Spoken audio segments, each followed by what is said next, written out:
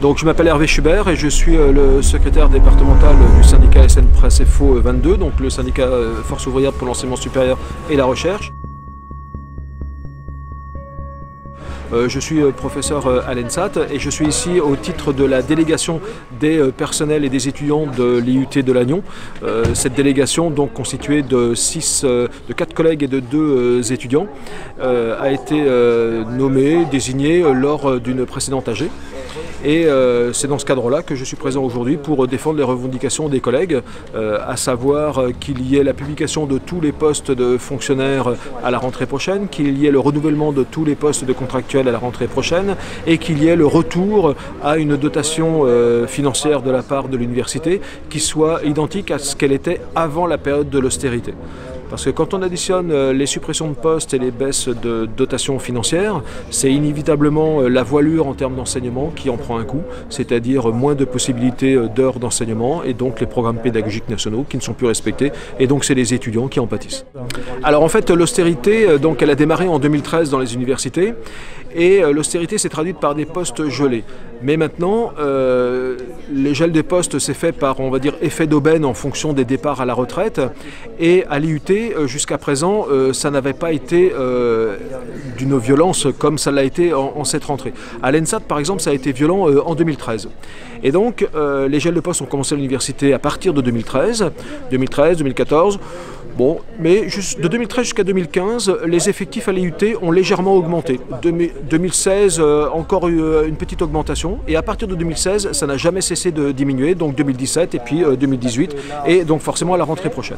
Ce qui fait qu'entre le 1er septembre 2015, qui est on va dire une année standard en termes de nombre de postes à l'IUT, c'est-à-dire grosso modo c'est avec ce nombre de postes que l'IUT peut fonctionner relativement correctement, même si ça ne répond pas tout à fait complètement aux exigences d'encadrement, mais ça fonctionne correctement.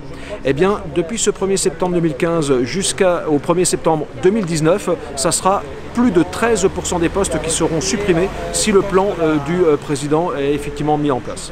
Donc c'est énorme. 13% de suppression de postes, quel chef d'établissement accepterait ça? Quand on sait que déjà en cette rentrée, en l'espace d'un an, l'IUT a perdu plus de 11% de ses postes d'enseignants-chercheurs. C'est énorme, alors que l'université, elle, en a perdu beaucoup moins en termes de pourcentage. Mais elle en a perdu. C'est pour ça que les collègues de Rennes ont parfaitement raison de se bagarrer pour défendre leur poste, et nous, on a 1000 fois raison également de nous bagarrer. Jusqu'à il y a un an, les baisses de dotation étaient de 5%. Depuis l'année dernière, c'est moins 10%. L'année prochaine, ça sera encore 10%. Cette année, c'est 10% aussi. Donc quand vous avez une telle diminution de dotation, pour l'IUT, ça dépasse, parce que l'année dernière, on en était déjà à 33% de baisse de dotation par rapport à 2012-2013. Quand on ajoute ce qui se passe cette année, quand on va ajouter ce qui va se passer l'année prochaine, on commence à s'approcher dangereusement des 50% de moins par rapport à une année normale. C'est la même chose pour l'ENSAT. La baisse de dotation est aussi violente pour l'ENSAT. Et pour l'ENSAT, la suppression de postes, ça sera dans les 2 années à venir que ça sera aussi violent que pour l'IUT, ça l'est cette année et l'année prochaine. Moins de postes veut dire que si on veut accomplir la même maquette pédagogique, eh bien, il faut faire des heures complémentaires. Mais dans le même temps, il y a une baisse de dotation. Donc il va falloir faire plus d'heures complémentaires, mais pas à hauteur de ce qu'il est nécessaire pour pouvoir accomplir toute la maquette pédagogique. Donc déjà, la maquette pédagogique, elle va forcément se réduire. Mais ensuite, faire des heures complémentaires pour les collègues qui restent, forcément, ils ne les feront pas à toutes, et ils devront faire appel à des vacataires extérieurs. Mais là, il y a aussi une difficulté, c'est qu'on est dans un bassin lagnonnais où la recherche de vacataires extérieurs a ses limites. On n'est pas comme dans un bassin rennais où il y a plus d'entreprises, etc. Donc ça a aussi ses limites. Et puis qui plus est, il faut les trouver, ces vacataires extérieurs. Donc c'est un travail supplémentaire pour les collègues qui sont présents sous statut. Ça veut dire également une gestion de ces vacataires par les collègues non enseignants-chercheurs, ce que l'on appelle les BIATS, les administratifs, les techniques. Donc plus de travail pour eux. Et puis, il faut les former, il faut les briefer sur ce qu'il y a à faire, sur la manière dont ça fonctionne. Et puis, ils vont peut-être faire ça pendant 1 an, 2 ans, mais après, ils ne peuvent pas forcément avoir l'autorisation de la part de leur employeur que de faire ça tous les ans. Donc, il faut renouveler. Et forcément, ça va devenir difficile. Alors si on prend le département Infocom qui est clairement sous tension, hein, parce que c'est un département qui fonctionne quand même avec peu de statutaires et qui doit faire appel à beaucoup de vacataires. Donc là c'est vraiment c'est très tendu, c'est très dur pour les collègues. C'est d'ailleurs extrêmement impressionnant on va dire la ténacité qu'ils ont pour faire fonctionner aussi bien un département qui a été récompensé encore primé récemment. Donc c'est vraiment impressionnant, mais c'est très difficile, c'est-à-dire on joue avec la santé aussi des collègues, on joue avec les conditions de travail des collègues et donc forcément les conditions d'études des étudiants. Vous avez également le département mesures physiques où il y a certaines disciplines qui ne sont enseignées que par 3, 2, voire peut-être parfois même un seul enseignant. Lorsque il va y avoir le départ à la retraite de 6 ou de 7 enseignants, eh bien c'est la discipline qui va être lourdement menacée. Ça va déjà avoir lieu d'ici 1 an ou 2 lorsque le prof de PS, d'éducation physique et sportive, donc va prendre sa retraite. C'est le seul et unique prof de PS pour tous les IUT. Donc en fait c'est tout l'enseignement d'éducation physique et sportive qui sera remis en question lorsqu'il aura pris sa retraite, s'il n'est pas remplacé. Et ça vous l'avez dans plusieurs disciplines pour chaque département de l'IUT. Alors quand on arrive à supprimer plus de 13% des postes en l'espace de 4 ans dans une composante, dans un établissement, dans une entreprise, on peut se poser la question sur la viabilité, sur la pérennité que l'on envisage pour cette composante, cet établissement, cette entreprise. Ensuite, déjà dès cette année, c'est 11,11% des postes d'enseignants-chercheurs qui ont été supprimés à l'IUT.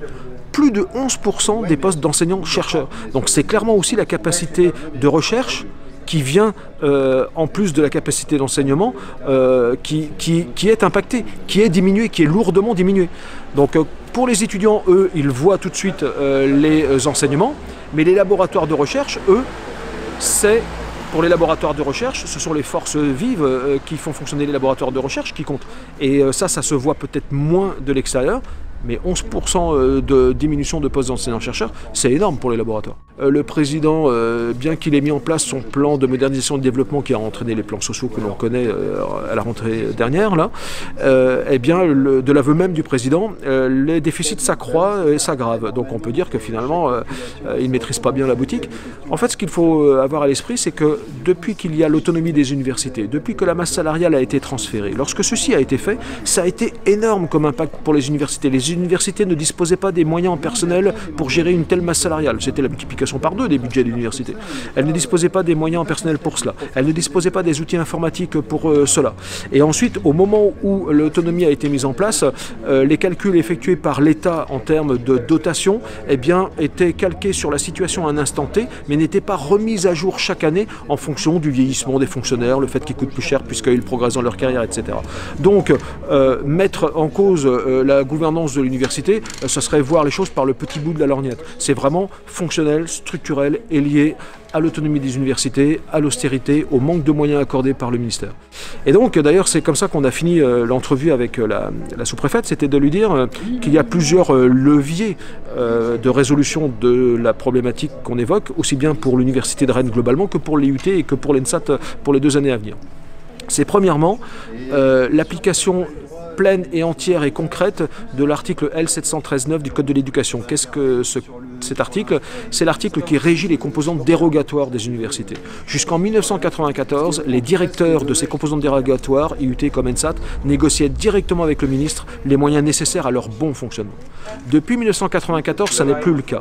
Mais comme l'article existe pourtant toujours dans le Code de l'éducation, mais il n'est plus appliqué, on dit que c'est le code L713-9 mou, peu importe.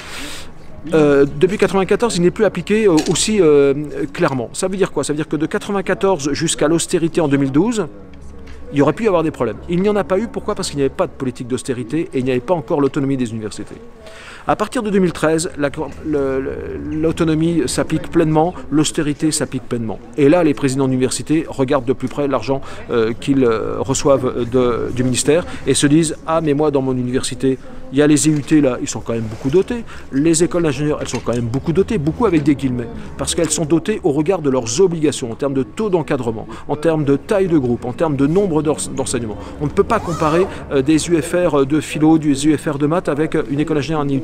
Les obligations ne sont pas les mêmes. Or, le président fait fi de ces spécificités et dit « moi j'ai ça, je ne peux pas tout faire, alors j'applique les mêmes règles pour tout le monde ». Et c'est ce qui fait qu'aujourd'hui, on a 11,11% d'enseignants-chercheurs de postes d'enseignants-chercheurs supprimés à l'IUT de Lannion, alors que dans le même temps, à l'Université de Rennes, ce n'est que 3,6%. Donc on voit bien que l'application d'une même règle à toutes les UFR, et y compris les composantes dites dérogatoires, ça n'a pas de sens. Donc un premier élément de résolution du problème, c'est le retour au caractère dérogatoire de ces composantes pour que les directeurs négocient directement avec le ministre. De cette façon, les IUT, l'ENSAT ne prendront plus cet argent à l'université, ça sera le ministère qui devra le leur octroyer. Et puis deuxièmement, et là ça concerne toute l'université, donc également ses composantes que sont les UT et l'ENSAT, que le ministère change ses modalités d'allocation de moyens. Aujourd'hui, les modalités d'allocation de moyens ne tiennent pas compte des enseignants, des étudiants en apprentissage ou en formation continue. Elles ne tiennent compte que des étudiants en formation initiale. Or, il y a une pression qui s'exerce sur les collègues pour développer des fonds propres, donc ouvrir des formations par alternance, ouvrir des formations par apprentissage. Sauf que ce faisant, ça fait plus d'étudiants, mais au regard de la ministre, il n'y a pas plus d'étudiants, donc pas plus de dotation. Donc les collègues ont dépensé plus d'énergie, se sont échinés à monter des formations, et en retour, on ne les dote pas en conséquence par rapport au nombre d'étudiants qu'ils ont. Là, il y a un vrai hiatus. Donc c'est tout cela qu'il faut régler, et également un budget plus fort pour pouvoir recruter les postes de fonctionnaires qui sont nécessaires au bon fonctionnement.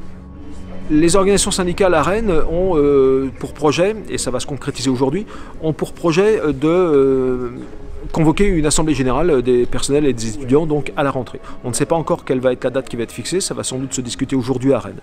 Aujourd'hui, il y avait donc ces deux actions qui étaient synchronisées pour les mêmes raisons et contre la même chose, à savoir le PEREC, le plan de retour à l'équilibre du président. Donc à la rentrée, nous convoquerons également une assemblée générale personnelle et étudiants, et vraisemblablement pour tout l'enseignement supérieur et la recherche à Lannion, c'est-à-dire que ça devrait concerner l'IUT et l'ENSAT. Donc on va en reparler entre nous, entre organisations syndicales, entre membres de la délégation, également avec des collègues pour savoir comment caler cela. Mais donc on va convoquer une telle assemblée générale effectivement à la rentrée.